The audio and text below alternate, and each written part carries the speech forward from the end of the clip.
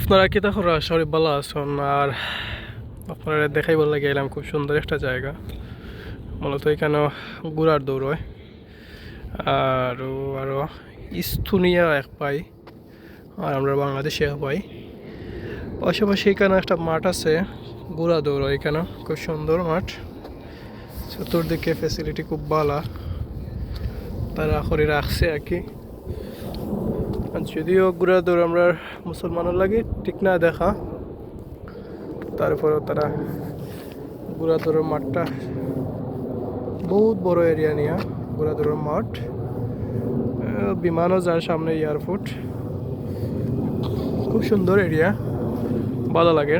আর এখানে মূলত আমরা আইছি এই যে ঘোড়া দৌড়ের মাঠ, এই ঘোড়া দৌড়ের মাঠের যে হল আছে, হল রুমে এখানে ইজতেমার আয়োজন করা হয়েছে। তো এখানে বিভিন্ন দেশের মানুষ অংশগ্রহণ করছেন ইজতেমাত। আমরা বাংলাদেশ থেকে কিছু মানুষ আইছি। এই আলহামদুলিল্লাহ আমরা সুন্দরও দেখলাম, ইজতেমাও তো শরিক হইলাম। আর দেখে ভালো লাগে ওখানেও, কারণ তারা এক একটা জায়গায় এমনভাবে সুন্দর করে সাজিয়ে রাখছে, বিশেষ করে ইউরোপও দেখলে আপনার খুবই ভালো লাগবো যে কারো। কারণ তাদের প্রতিটা জিনিস তৈরি করে যে রাখছে, তারা কীভাবে পরিকল্পনা করে যাতে আপনি দেখিয়া আপনি উপভোগ করতে পারেন। এদিকে আরও সুন্দর সুন্দর জায়গা আছে, সব দিক দিয়ে বালা,